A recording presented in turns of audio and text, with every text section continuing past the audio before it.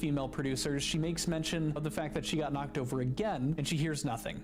She gets in her car with this very severe concussion and drives 6 hours all the way back home. So you guys remember in Jimmy's interview with Oompa where they talk about that huge process where they emailed all of the contestants to check in on them and everything? Well, they bring up that talking point here with Amanda. So one of the things that Mr. Beast production team said, they made a big point of it, is that they were going to review footage and they were going to go over contestants who were unfairly treated and bring back contestants that shouldn't have been eliminated.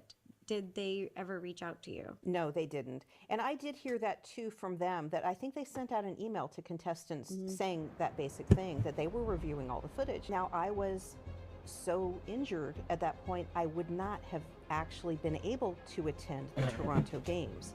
But I was really expecting to be invited because I was wronged. And I expected also to hear what they were doing about the person who kicked me, because you know, they could position it as an accident, which I think would be somewhat fair, but in fact they never have had any kind of conversation with me at all about this, and I was not invited back. But I want to say this, there were other injuries at Beast Games. I know personally of other people who were injured, and I suspect that many of them will not be telling their stories. And the reason is that we are speaking, that this is a delicate situation.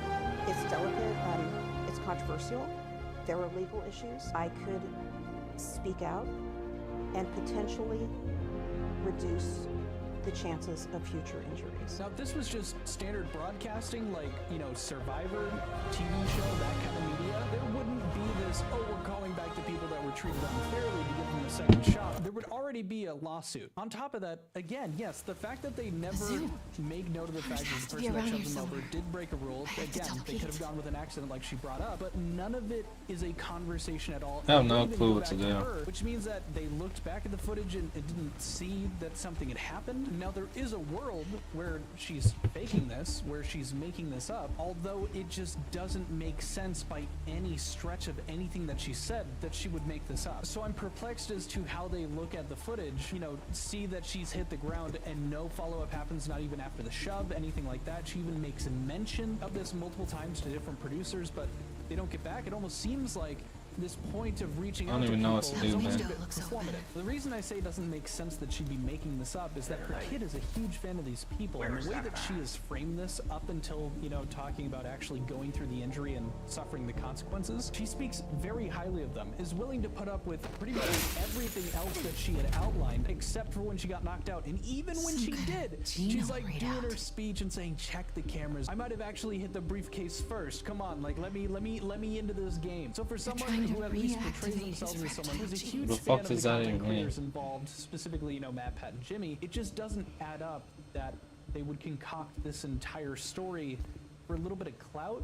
They already lost 140 pounds and have a following from that. They don't need it from this. Next thing I wanted to include is just kind of her observation of what's going wrong from the inside. The issue here is there's no oversight, and so all that a future contestant can really count on, or the information that I had was Connor's there was a Time magazine piece in February where set safety was brought up, but then the Mr. Beast organization responded with, oh no, we work to improve that all the time. And then they have videos like the one with sometime in the last year with Mac and his greatest fears video, and he ends up in the lake, diving down in the lake, and Mr. Beast says, oh, if you were concerned about his safety, just know that we have like 12 divers down there and they were ready to rescue him if he needed to be rescued.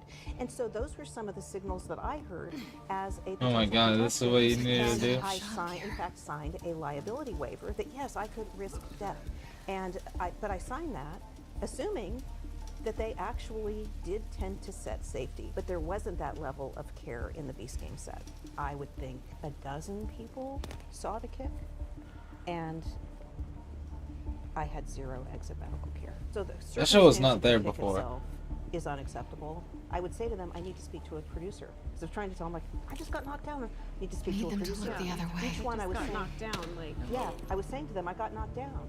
I need to. That stupid ass distraction. Oh, no, we don't know a producer. But the point Alright, is, just go. I told many people that I had just gotten knocked down. Right. Now, to be clear, I didn't ask where the nurse was. Now, the next big piece that I want to cover for you guys has to do with the fact that she did end up reporting this to the Las Vegas Police Department. And so they kind of chat about that, and it leads into some other really important points that I think she makes. So one of the things that bothers me is when some people say, well, you were free to leave at any time. So do you have any thoughts about that? Absolutely. And that is really the essence of what I took to Jeez. and I told everyone. wrote, Damn, bruh. eh, seriously, I gave an actual TED talk What No, you the did. fuck? Oh my gosh, you did. on this topic about a decade ago, and it is about the concept of free choice. And so, but let me Fuck. first back up about the TED Talk, and just re-emphasize that I did not have the information that other people had Okay. about the danger of the game board. Production assistants viewed it from the bleachers. We were not allowed to go into the bleachers to view it. We I viewed the see game what's up. from the floor of Allegiant Stadium. Right. And I'm 5'2", and I was, I don't know, a few rows behind people. So it's when you're viewing between the shoulders of people and you see a tiny slice of the game. And so I didn't see this risk of like crossways traffic and all that. Right. I simply didn't see it. And so it wasn't part of my calculus and my strategy. So I thought I could just like run freely and get that case and I'd be okay. That it was really a matter of being fast enough to get to one of these cases and being, you know, like mentally sharp enough to be able to map enough cases that I was probably going to be fine. That was the view that I had. Of course, compare that to Mr. Beast's view as he stood on a pedestal above all of us. He saw the mayhem of So the many have two tried to kill games him. before mine, Human and and of beast. my game, and of the next game. I don't He had believe it's a great possible. view. All the cameras, they Buried had alive lots of beneath overhead rubble. cameras, and they had Grabbed people in the viewing those jaws camera of a rooms, lion. and they would have I been know able he to see hopes the to risk. die. Yes, I was free to be there. I Yes, I imagine signed a seeing liability someone live waiver. forever. All of that, On I my way there. absolutely could have gone at any time, but was this then an exercise in free choice? The essence of the TED Talk, this is a decade ago, and it's on an entirely different topic, and it has to do with the choice of raw milk. Checking That just it being out. able to reach for this milk versus I this found milk. her! But we need to know Found cognitively her!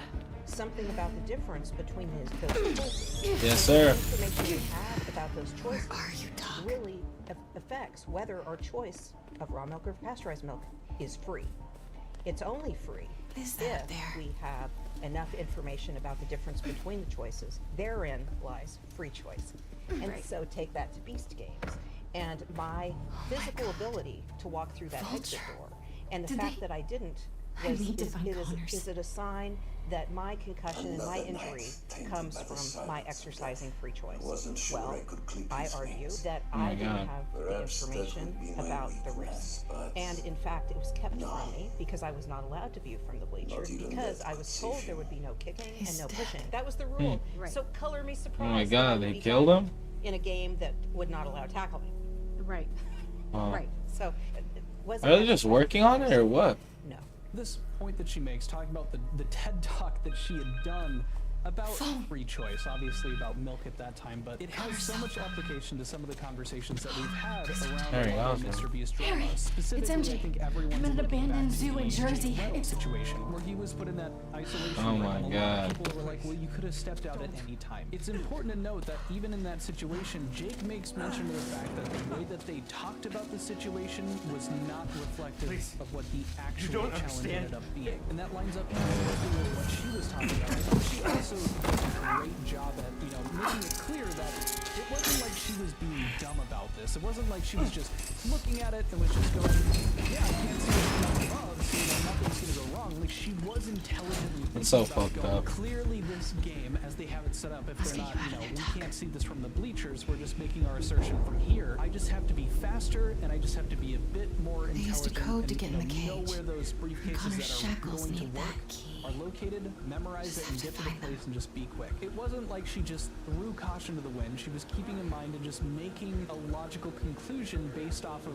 you know, what they were given. Except what they were given was not the entire truth. Fuck What they this. were given was what they could work with down there, while everyone, you know, producing, Jimmy, could see from above that there could be a conflict here. And had she known those things going into it, would she have made the choice to stay? She argues that no, she wouldn't have, and that this isn't an exercise in free choice. Why are they just fighting They're right not now? actually given an understanding. I mean, I would argue just like a basic understanding of the situation that they're in doing these challenges. And if you're not given the full context of that, then it's not really a free choice. Sorry if I'm rambling. It was just an excellent point that I think really is applicable to a bunch of other topics that we've covered.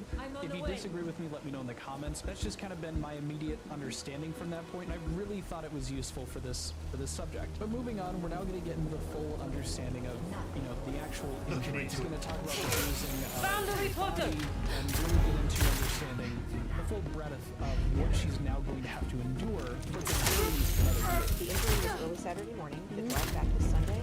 It was Monday that I realized I had a goose egg on my head, right on the back of my head. I had an abrasion. Damn, bro. And the symptoms, besides the sleepiness that had come on that drive, Yeah. by Monday, the headaches and the nausea began. And that is when I realized I Holy had crap. a concussion. And so I went to urgent care and It I was is. diagnosed with that. And Yeah, with I a was left sure. bruised rib.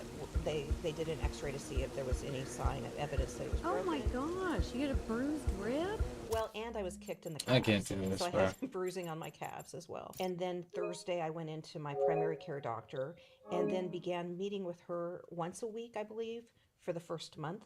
And she would do this concussion battery score on me every week, and it's what she does for her high school football players, or Yeah. the high schoolers who are injured. And so we're doing this little concussion battery every week. And she was just giving me some of the general medical advice. It was at the 6-week point that I had that concussion score again, and it wasn't showing signs of decline as it should have. Right. And for anyone who's watching or listening who isn't familiar with a concussion score, this is a score that a doctor, after you've had a concussion, to see where you're at, right? Is that how it? Yeah, so this one was it's like a list of symptoms, and you rate the scale of severity of something like sensitivity to light Right. or loud noises. So there's a whole Right. list of things that are common concussion symptoms, and you just rate them, and you're tracking your change over time. And so I had made some slight changes on those different things, but apparently not nearly what they would expect at the 6-week point. And that is when she ordered an MRI. So up to that point, I had not received an MRI, which, Yeah. by the way, that's the key tool that they use to assess whether you've had a brain bleed. And the fact that I did not receive an MRI in Las Vegas, as I look back, I'm horrified, because that is when they identify a brain bleed, their concern, and the reason they try to identify it is you can die in your sleep. And so there I was for Wow. 6 weeks, not even knowing if I had a bleed. And then it took 6 more weeks